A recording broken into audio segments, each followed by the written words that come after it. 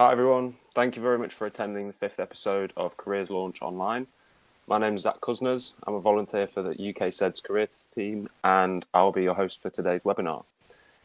For those of you who aren't aware, UK SEDS, we are the UK's National Student Space Society. We're a group of students and young professionals who run a variety of different space-related events and competitions across the country. And we also operate an early careers website called spacecareers.uk. This webinar series is run by the spacecareers.uk team and is designed to educate on careers within the space sector. There'll be further webinars in this series in the coming months, so keep an eye out on our social media and look out for the next episodes and for more information. Now, before we get started, there's just a few things that I'll run through. Firstly, a recording of the webinar will be available on our YouTube channel and also on our website shortly after the webinar's finished.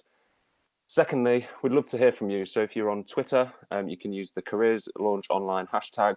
And if you scroll down on this website, we've got a live chat feed that you can use to interact with other viewers during the panel discussion.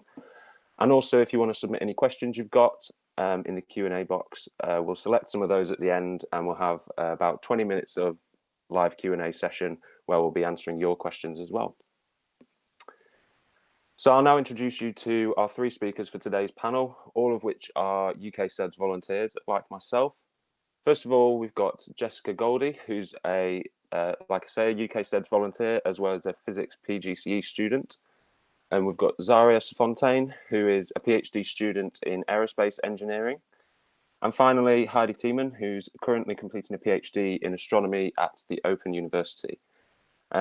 Thank you all very much for joining us today. And in particular, thank you very much to Heidi for jumping in last minute and covering James Hart's short notice absence. So thank you very much to you all. We'll be discussing today our panelists' undergraduate studies, their A-level and degree choices and what informed those choices, and to give some advice on how to decide what subjects you're wanting, that you should choose if you're wanting to have a career in the space sector. We hope you found the discussion interesting and informative, and hopefully this will help some of you in choosing what degree to study or what A-levels to choose. Please feel free to submit the questions on the website, like I say before, because like I say, we'll have about 20 minutes Q&A at the end where we'll be answering all of your questions. So without further ado, we'll begin the panel discussion. So firstly, if I could just ask all of our speakers to just briefly introduce yourselves and tell us what A-levels you did, what degree you studied, and what your career aspirations are. So we'll start with Jessica, if you want to go ahead. Hi, yeah, I'm Jess. I did a MPhil, so a Master's in Physics with Astrophysics at the University of Leicester. I did physics, maths, further maths and Latin at A-level, still at the time, like when you did an AS and then you dropped one to go. So I dropped further maths and carried the other three through to university. And yeah, I'm a physics PGC student. So for those of you who don't know, that means I'm training to be a physics teacher. Thank you very much. Zaria, if you want to take it away. Hi, I'm Zaria. So I studied a Bachelor's of Aeronautical Engineering in Ireland and then moved on to do my Master's here in the UK at Cranfield in Astronautics and Space Engineering. And now I'm doing my PhD in the same field. So I think my ASCs are a bit different just because I studied and I did my secondary school in Ireland. So we do 7 subjects, but 4 of them are kind of compulsory, so you can't choose. But my optional subjects were physics, art, and geography, which is a very weird mix of subjects. But yeah, that's me. Thank you very much. Hi, I'm Heidi. I'm currently doing a PhD in astronomy at the Open University, but also like Jess, I did my undergrad at Leicester in physics with space science and technology. So that was a kind of an integrated master's, so 3 years bachelor's with an extra year to make it a master's on the top there. So when I did A-levels, my school was a little bit weird. We did all our GCSEs early and then they were like, hey, you can do another A-level, go for it, have more time to study. So I ended up doing maths, geography, chemistry, physics. I also did further maths to AS. We did general studies and critical thinking, which I don't know even if they exist anymore, but didn't help that much. And I also did an astronomy GCSE because we had, again, that extra year. So I thought that by doing an astronomy GCSE while I was doing my A-levels, which helped with astronomy further on. So that's me.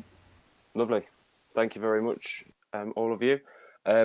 Obviously, we know Jess's career aspirations are sort of focused on going into teaching, but Zaria and Heidi, if you could just talk a little bit more about just generally what your career aspirations are, what sort of thing you're wanting to go into eventually after you both finished your PhDs.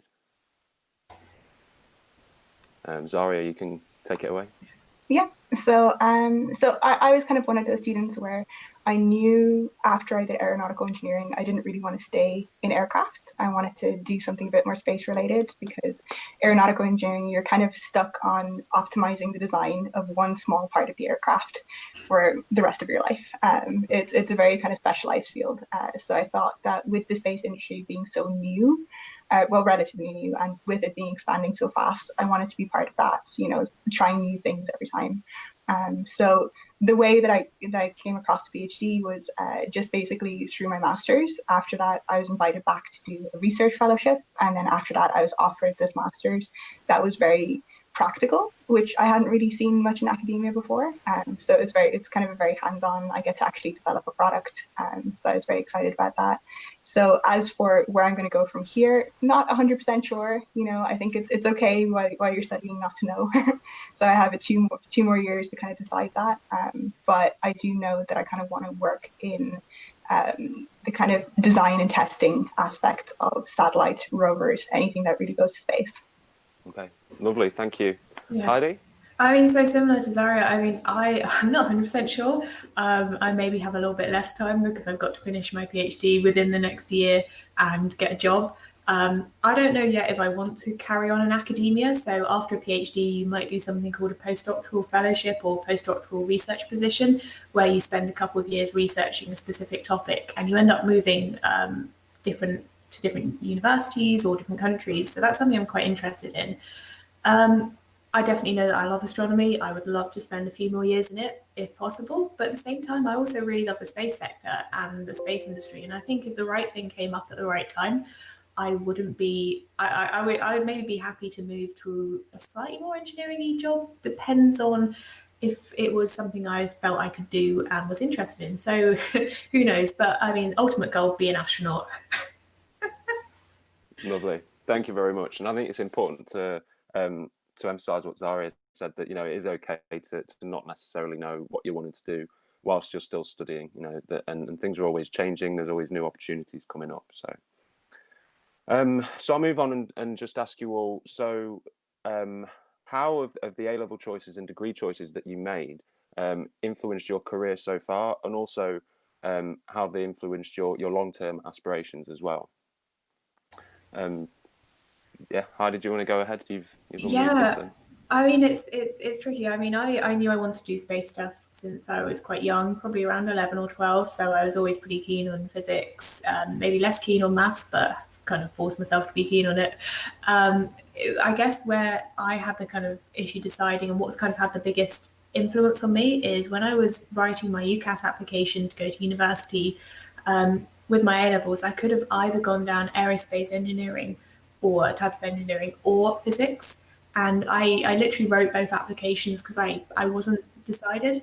So making the decision to go down a physics route has led me to astronomy. But I think if I'd maybe gone down the aerospace route, I maybe would have done something more like Zaria. So that's probably the more defining time that I had. Lovely, thank you very much. Okay. Yeah, Zaria, when you're ready. I completely agree.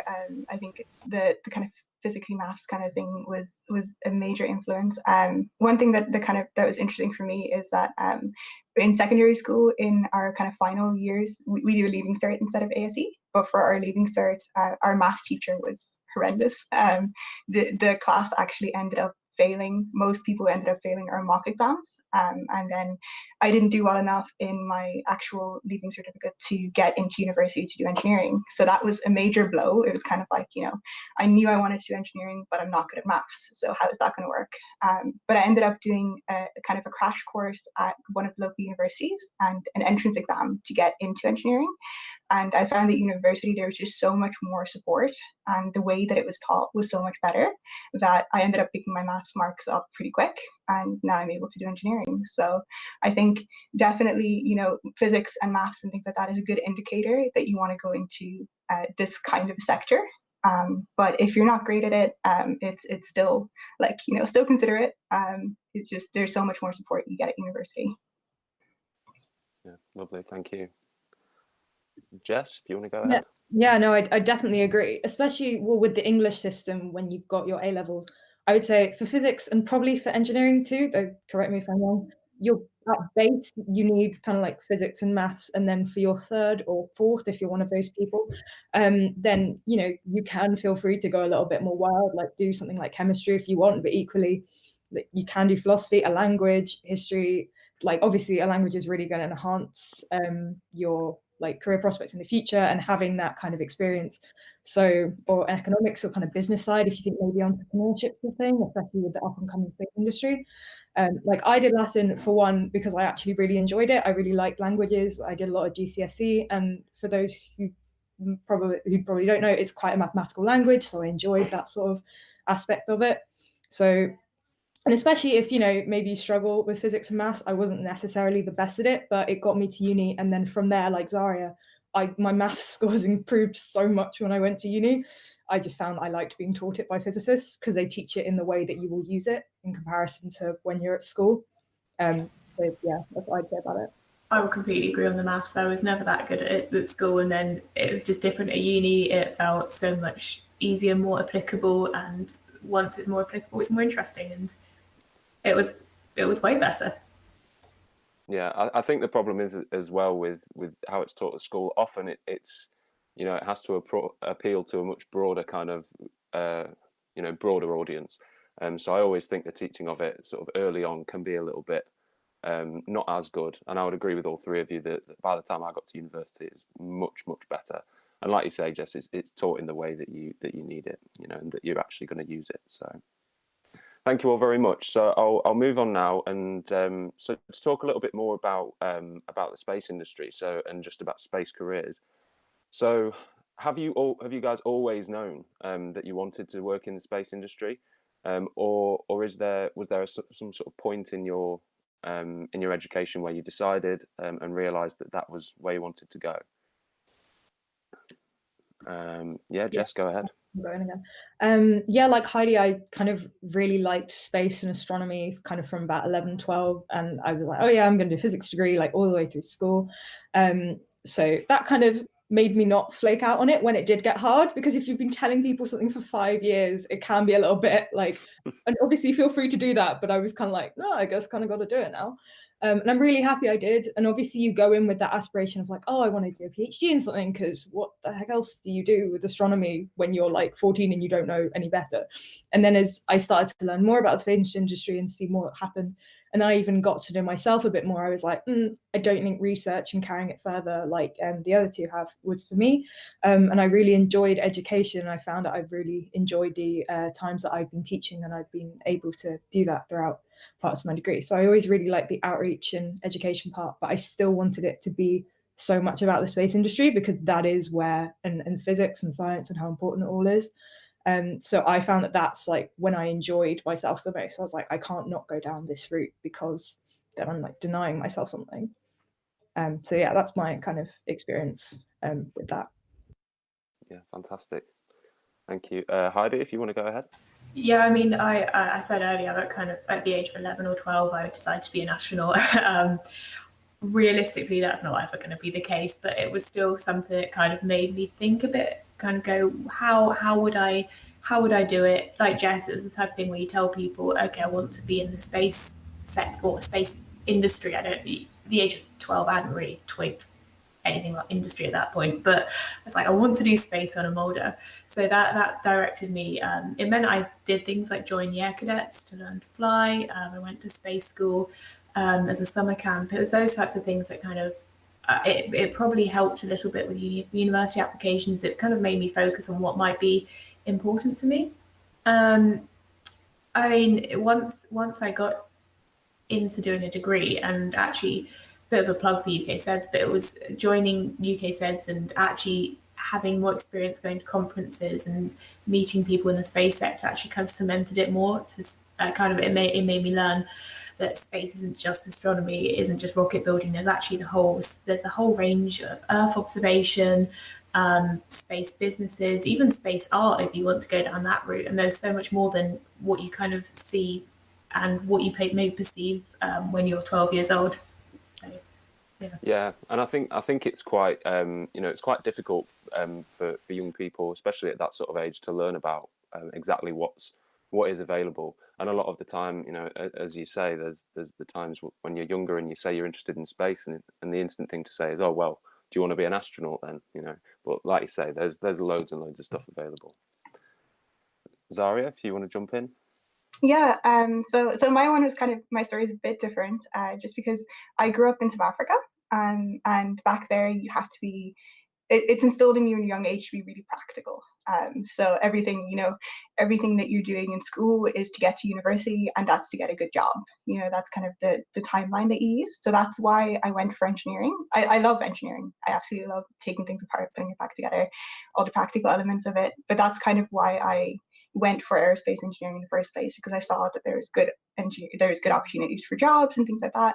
And then as I was studying, I kind of came across this whole new world of like actually being able to be involved in the space industry, especially in Europe with ESA.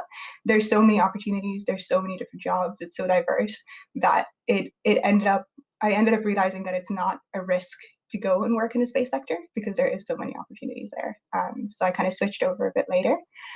So I worked for 2 years after finishing my bachelor's degree to save up enough money to come over to UK, because I wanted to be sure that like I didn't have to work while I was studying or do anything like that.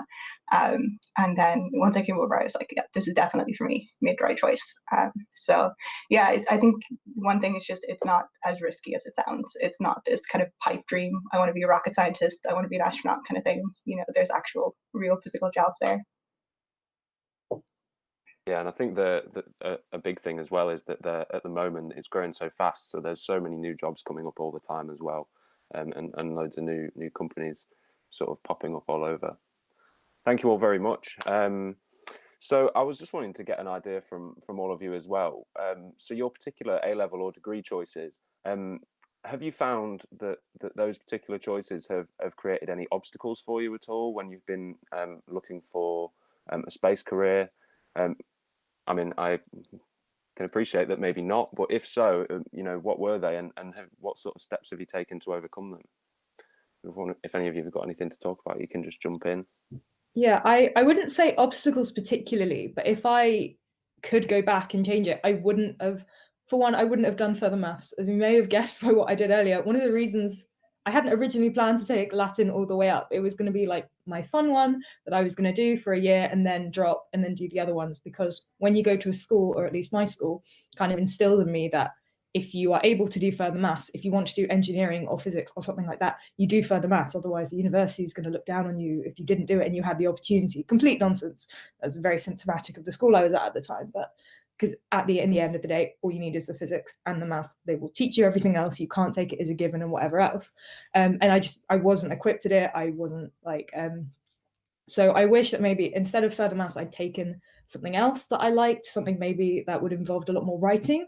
Because that's one of the secrets they don't tell you if you don't really know that much. You go later, then suddenly in your 40, you have to write an 8,000 word essay, and you've never done anything like that before, purely on writing in a lit review, and you're looking at your lecturers like, you've never taught us this. What are we doing? So something that would have developed my writing more, I think, is something I really, to that higher level, I would have quite enjoyed, and I think would have been really useful, I would say. But, we figured it out. It was okay. It's a really good point about the writing, because especially like with doing a PhD, you have to write papers, you might have to write articles. It's the communication side which you often don't get taught, you are expected to pick up. So there's not really a subject you can pick to learn that, but it would be helpful to have a little bit more training. But also for me, I think coding, I think if I could have changed it, I would have maybe done a computer science A-level, or done more programming at university when I was an undergraduate, because getting to do an astronomy PhD and suddenly they're like, right, just write a program to do this, that, or the other, and you go, oh, okay, I've not learnt that language before. Okay, well, this is going to be a fun couple of weeks, isn't it? If you do get the option to do a little bit of coding, even if it's in your spare time, having your own little project or going through some kind of online course, that is massively helpful for a lot of space jobs now.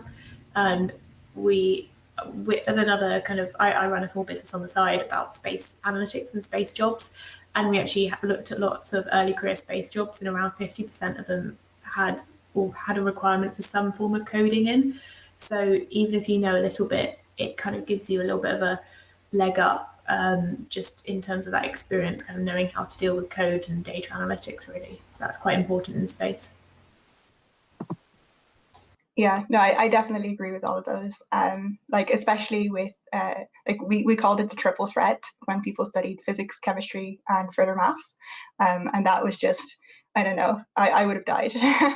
I think not overloading yourself is a big thing for the ASUs, because you don't, like Jess said, you don't need all three subjects to start maths, because the first year of your undergraduate degree is going to be bringing everybody up to speed. So I never did chemistry before doing my undergraduate, but picked it up fine in university. You know, it's not something that you have to have. I ended up doing art just because I loved art, so it was a nice break kind of during a very stressful year. So that was good to do. And then, yeah, like they said, coding definitely huge. Like, I'm having to use it in my PhD now. It's the earlier you can start as well, the better. Any sort of electronics that you can do. I'm not sure if that's any type of A-level subject, but anything to do with electronics is good. And then I would also say just a language might be nice. If you do like languages, having an extra language is always a bonus, especially if you're planning to work in ESA. Having French is an absolute plus. So many of the CNES contribute so much to ESA that having French is a really, really good thing to have.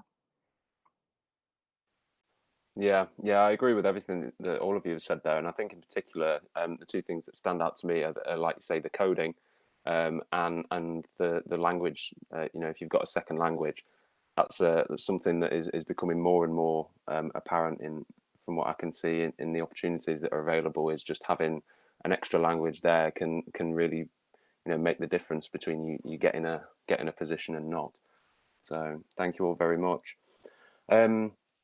So I know we've touched on this briefly on some of the other questions, but I just wanted to get an idea of so outside of education, you know, the A-levels and the degrees, what sort of extracurricular activities at school, college, or university have you done, and that might have influenced your career aspirations? Jess, I'll put that to you first if you want to go ahead. When I was at uni, which a lot of people might have done, is getting involved in outreach at the university, and kind of in my own time as well, generally. That helped me really realize how much I wanted to be back in a school again. I wanted to be back in education. I wanted to kind of have this job of inspiring kids about science. Because, you know, so many people don't have the opportunity to have specialist science teachers and everything. But I would say, kind of, if you're able to start an astronomy club at your school, or a coding club, or electronics and things, and able to get people in, if you happen to have a really supportive teacher who is there for you and able to kind of want to help you in that, that would be really good. But just any extra skills you can pick up along the way, like at uni, being part of the academic societies within the uni, you end up planning a lot of trips, you end up doing a lot of social planning and events, and a lot of just general room booking and dealing with like general admin and bureaucracy. And obviously that's just a skill in life, I would say, that you get to pick up within that aspect. And also kind of just to do with like academic choices in general, there are so many different ways to be part of the space industry that don't have to do with science specifically. So like, it's especially expanding yourself. You could have done a physics degree, even PhD, and then end up in kind of a more admin side, entrepreneurial side, or whatever later. So any experience you can pick up in that earlier on is obviously going to be a bonus, I would say. Yeah, no, I think that's definitely true. I think that I've lost my train of thought. but yeah, no, definitely any extra, like if you're looking at a job spec, there's going to be a list of soft skills you need to have. So there's going to be a list of, you need to be able to manage time really well, you need to be very organized, you need to be a proven team leader. There's this list of things that you're expected to be able to show, and they're very difficult to show sometimes through things that you do in academia. So any extracurricular activities where you need to do things like that, they're like golden gems. Like recruiters love them, basically, being able to do things outside. And as well, just like when you're at university, the way that they structure the course, they don't want you to burn yourself out in the 4 years. You know, they actually want you to have some sort of a life as well as you're studying. So finding things that you're passionate about, that will really show on a CV. Because it will show that you're not just completely focused on one section. You're able to get along with different people. You're able to, you know, you're not a difficult person to work with. That's something that I find actually doing interviews that we look for, is just making sure that you're sociable, you're able to interact with people well. So I think that's an important aspect that sometimes gets overlooked. Yeah, completely. And that's, you say exactly the kind of the same thing that a lot of research is echoing, that there's a lot of graduates that come out with the hard skills. They can code, they can understand equations, they can write reports, and that's been brilliant. But a lot of the time employers are maybe missing the people who are really good at working in a team, maybe good at working around the project, trying to understand, if this happens, then what is the consequence? Kind of communicating that to people. So if you do get the opportunity to, even if it's something like you run a trampolining society and you put that on your CV and an employer picks it up in an interview, that's the type of thing you can say, look, I organised this gave me this skills, and I can prove that I can work in a team to organise something. You can translate that to literally anything. You can translate, organising a trampolining social event to organising an aerospace industry event or working on a specific instrument. It doesn't really matter. So as long as you're kind of enjoying yourself, that's the main thing. It's do whatever extracurricular activity you want. And if it is space related, even better. But if it isn't, don't sweat it, because you'll gain skills anyway. And enjoying yourself is a really important thing when you're at university and throughout life. Thanks, guys. I think it's really, it's a great point that you've all made, which is about those transferable skills that you gain from, like you say, organizing events, meeting new people, bringing groups of people together. I think a big thing as well is, if you can do something that is related to the field that you're interested in. I know that Zaria, you touched on it, is just demonstrating that genuine passion for the subject as well, which is a really, really important thing, and showing that you're not just, doing the degree for the degree. So that's make some very good points there. Thank you all. So we've talked about sort of the skills that you can gain from extracurricular activities now. So I guess I was just going to ask what sort of particular skills you've picked up from your A-levels and your degree that you feel are the most useful for your career so far. Whether that's in your further, well, I suppose you're all in further study. So what is it about your degree skills and A-level skills that are sort of driving your progression now? I would say, even though they weren't terribly common, but like presentations that we had to do at uni. So I had to give kind of 2 throughout my time at uni, that were properly assessed, even though, we had practice ones before that, just to kind of check that we were okay with it and didn't need any major help. But, kind of having 2 of your lecturers there and you having to say, this is the research I've done and this is what it means, and that all contributes to, especially my ability now, to be able to communicate science to children. And I think the fact that I always really enjoyed that as well is also what kind of confirmed that that's what I wanted to do as well. So all those kinds of, I think it shows how eclectic your skills need to be when you don't realize when you're at schools, because you're not really required to do presentations for things in science and maths when you're at school. But no, I really enjoyed kind of having presentations. And then in our final year as well, even though this didn't really apply to me, but poster presentations, which are obviously common in like academic conferences, people, if you only say to bachelor's degree, might not get that.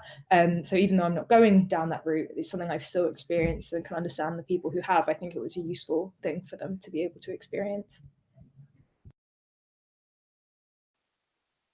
definitely. Yeah. So Zaria, if you want to take that up now, thank you.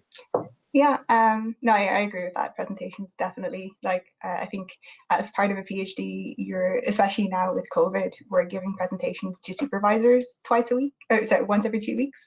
So it's something that's like common, whether you're presenting to a huge room or whether you're just presenting one-on-one, or just having that skill of being able to easily explain what you're doing and what the benefit of it is to an audience. That's a major skill to have.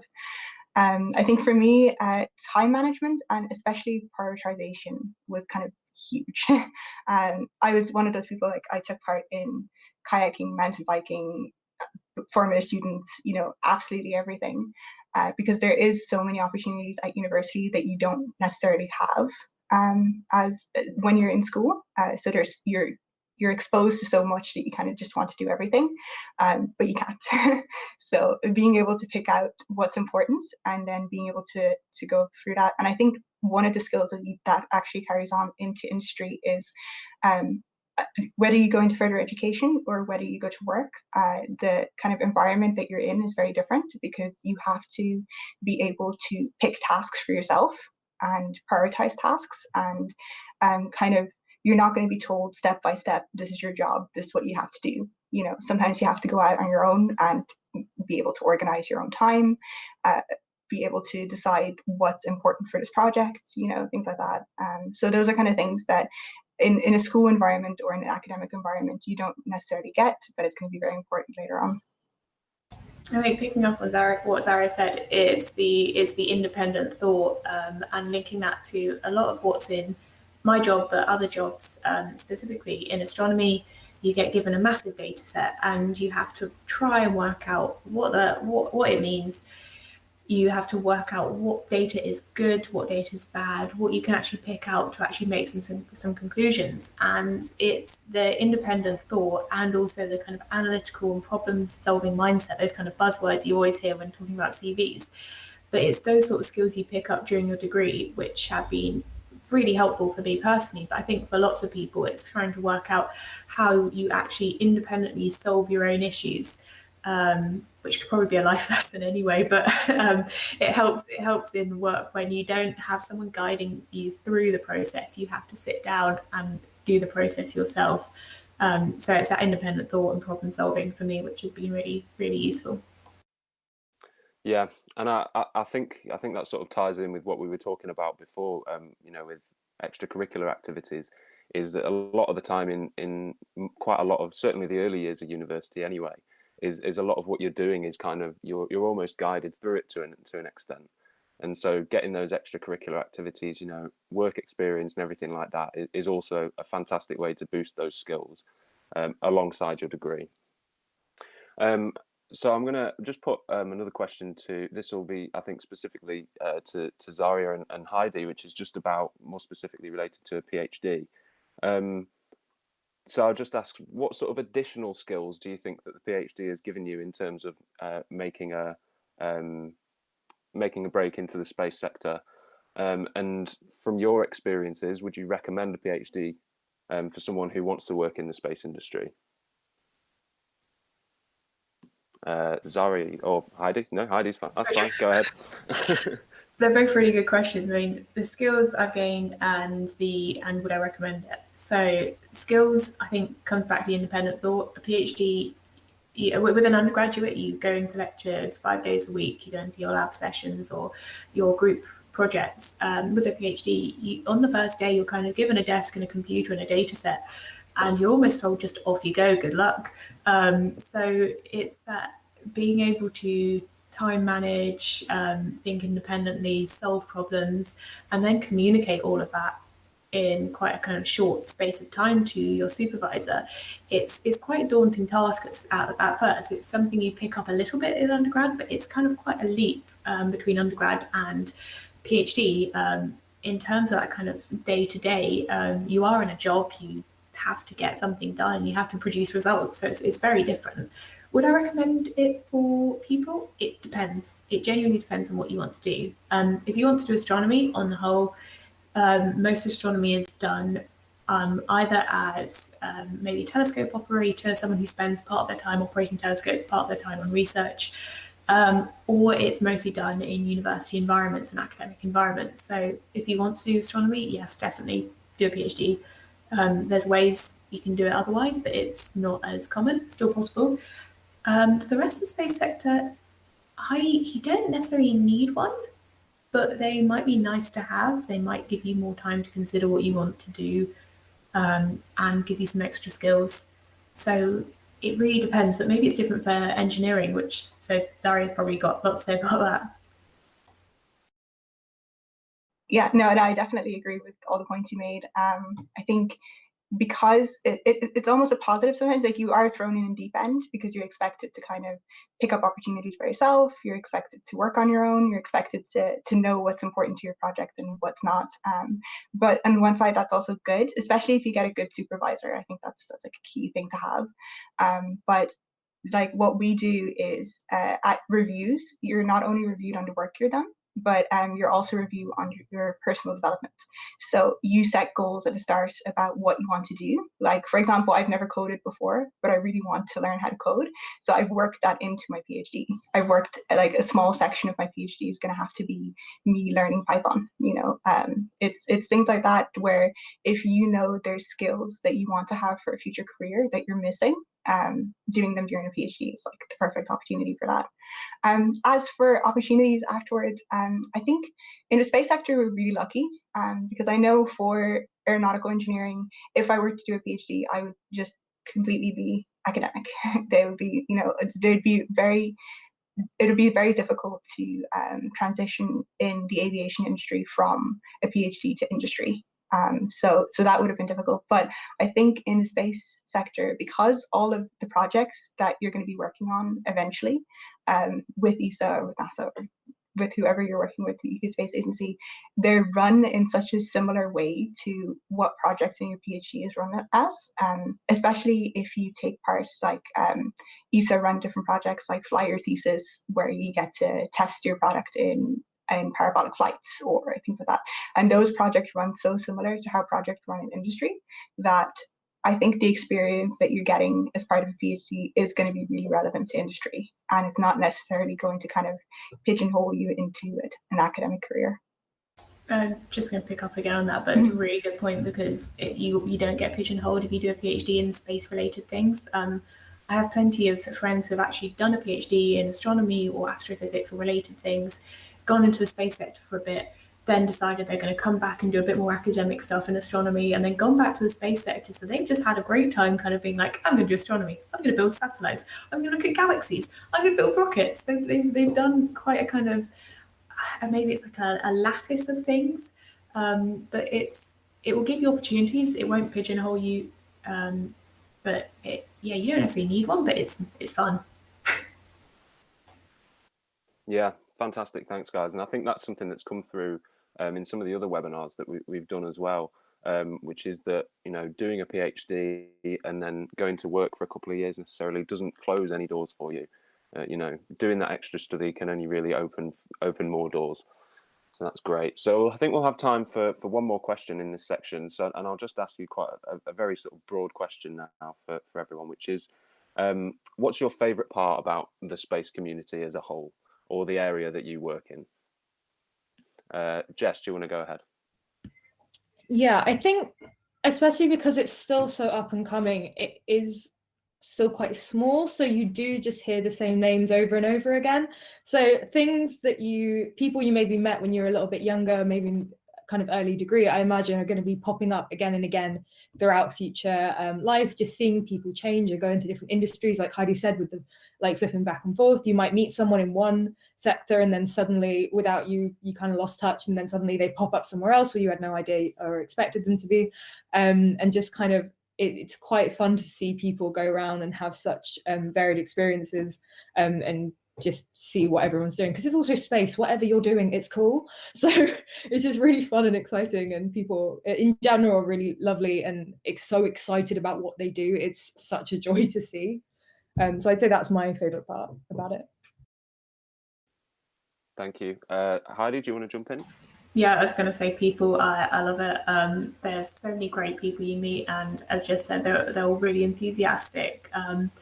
It's really great when the world gets back to normal again, but when you get to see everyone at a kind of big space conference every year, and you're like, this is great. I can catch up on all the cool rocket things or cool astronomy things that people have been doing. It's a really kind of fun experience. I also think that a lot of people, maybe in the space industry, they sometimes forget just how cool it is that you can say, I literally build things that go into space, or I literally work on data which has spent millions of years coming to me from a star. That sort of stuff is just so cool. And you kind of often just kind of forget it, and then suddenly you go, oh my God, actually I'm working on something amazing. This is great. So yeah, people and just, it's cool. Space is cool. Yeah, I think just tagging onto that, basically, just how exciting and also how unpredictable it is. I love the fact that I don't know what space industry is going to look like in 5 years or 10 years or 15 years. You know, it's developing so exponentially. There's so few other sectors where you can try something new, and almost everything that you're working with is state of the art because it has to be. You know, we don't know what's going to happen. We don't know how it's going to grow. But that's a great part of it. You know, not knowing. Yeah, I would agree with all of you, and I think a big thing, you know, that keeps me interested as well, is just the idea that you never really know where it's going to pop up and what sort of applications it's going to have. There's always, you know, new and upcoming things that are happening, and new areas where space is being used to really drive and progress technology and everything. So excellent. So thank you all very much. So we're going to move on to the next section now, which is we're going to hopefully take some questions from the audience. So if you have any questions, then please just post them in the live feed at the bottom, and we can go through those and answer them. I'll move to some of the questions we've got already. So I'll start, and what I'll probably do is I'll just put a question out, and one of you guys can just jump in, and if you feel that you can offer an answer to this, and obviously if there's more than one of you, then feel free. So the first question is, I'll say, so what is the best combination of A levels if I'm still unsure what degree I'd like to pursue?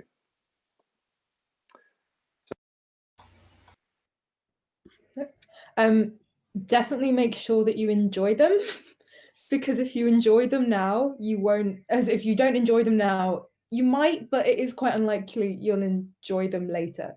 If you don't enjoy it because your teacher's not that great or whatever, it's something like that, but then fair enough. But there is no perfect combo. There's only the perfect combo for you that's going to let you best express your skills and do as well as you can. You don't want to take, like, for example, me with taking further maths when I really, really shouldn't have, just because I thought that was the best thing to do for that industry, when in reality, me doing something I was better at and enjoyed more would have been a far more sensible position. What was the second half of that question as well? Because I know there was, or is it about the university course part? If I guess keeping your options open for it, because with regard to, especially with the space industry, you can weasel your way in from like physics degree. You can end up in an engineering job. It is perfectly plausible as a thing to do. But yeah, how do you go on this? Thank you.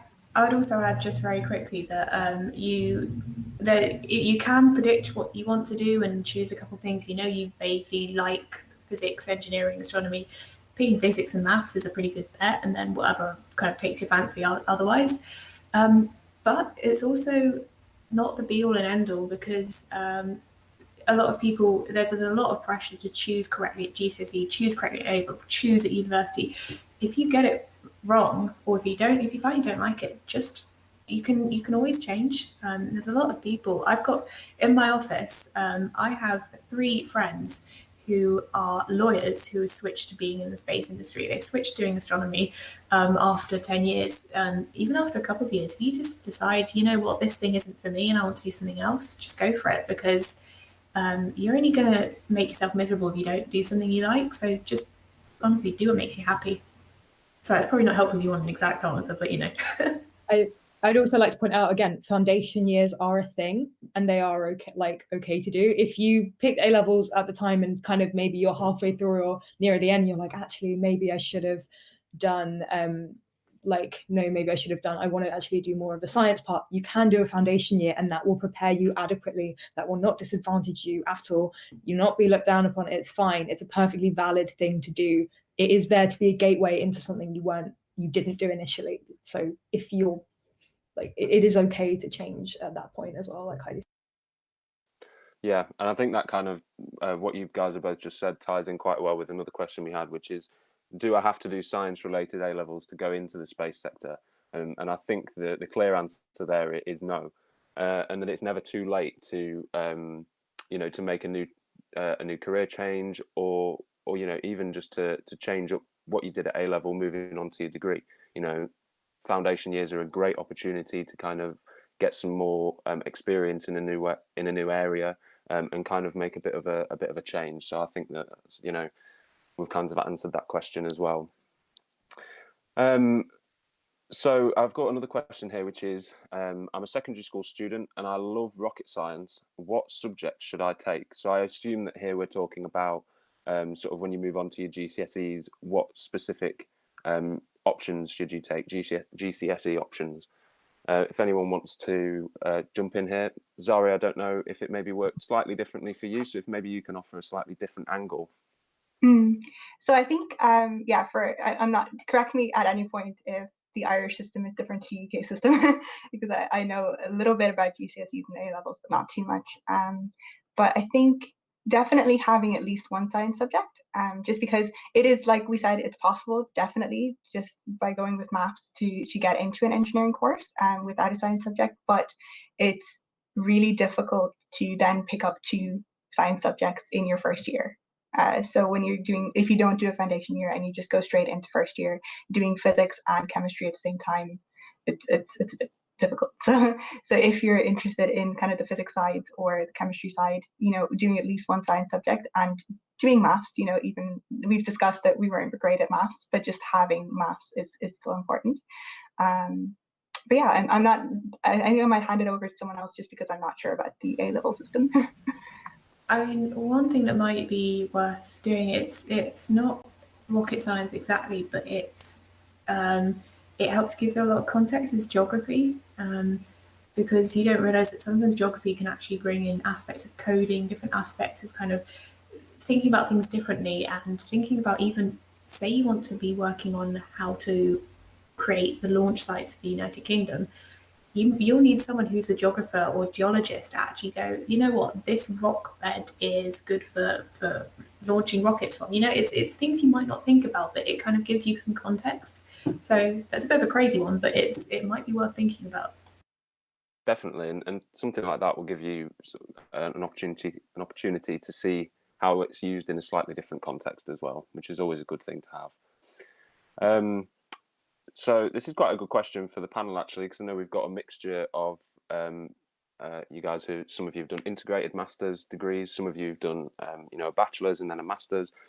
So I'll ask you this one, which is there a difference between doing an integrated master's, such as an MEng or an MPhys, versus doing your undergraduate degree and then doing a separate master's? I don't know if you want to jump in, Jess. I'd based off my experience with people who I know because Leicester has one like MSci that it does, and then there's the MPhys, which is what I did, which is different. So they run like one separate course. So I would say, and I've heard this from other people as well, but you two feel free to correct me, is that MPhys is kind of prepares you more for kind of like general research within kind of an area, and that like MScis and specific one-year courses tend to be a lot more specific into like one area. And they're also, if you go to a university that maybe isn't particularly spacey, then doing an MSci somewhere that it like specifically in kind of a space subject would be quite good. Whereas if you're at a space kind of uni and you're going to have opportunities to do your master's project in a space related subject, and that's going to be what you want to do, then that's a good idea. But I knew friends who, because Leicester doesn't do much nuclear physics, they moved to somewhere to do a specific like nuclear master's degree, and he might do a PhD. But equally, I know someone who did the MPhys like me, who's now doing a PhD in nuclear engineering. So there are differences, but just make sure you enjoy what you do, I would say. I mean, sorry, yeah, go ahead. Yeah, I was going to say, for me, integrated masters worked fine. I probably gained quite a few skills I ended up using in the PhD, but I know that some people had a really great time specializing a little bit more in their masters. So maybe my integration masters maybe gave me a little bit of a broad overview, but also specializing towards one area. If you did like a separate masters, you can choose sometimes really specific masters degrees, and that can really specialize you. So as Jess said, it's a case of kind of looking into it and seeing what suits you best. There's no correct path. Yeah, no, I think I definitely agree with that, because that was the reason why I did the master's I did. It was almost like a career change. I specifically wanted to do space. I know Cranfield was renowned for their space master's course, and I knew that they had a lot of connections to industry. So I picked it because of the university and because of the subjects they were teaching. But if you're happy going ahead with your integrated master's at your university and it's what you want to do, then that's fine as well.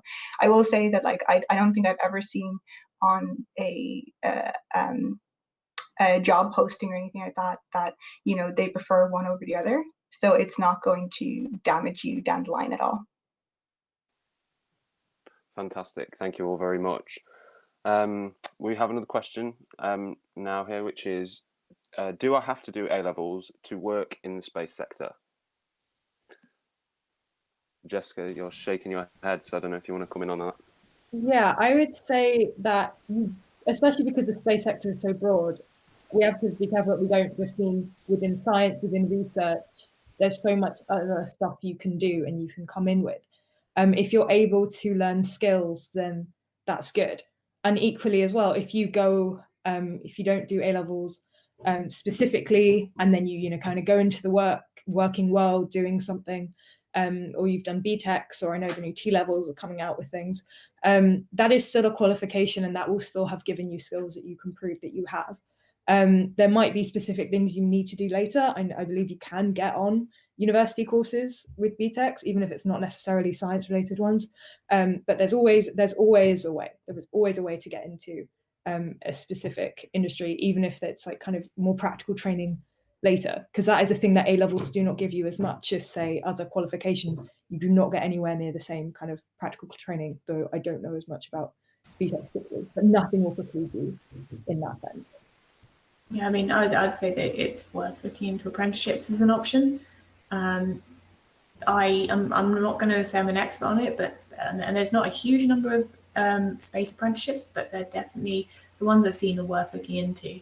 For example, Airbus has an apprenticeship scheme, which I've heard is really good, and you end up essentially with a really solid job, and you end up making money way earlier than all your peers, as well as being trained up in a really specialist sort of area, which you'll have a great time in. So it's there's no right way, as Jess said. And if you decide to change later on, that's fine. Just do what you enjoy.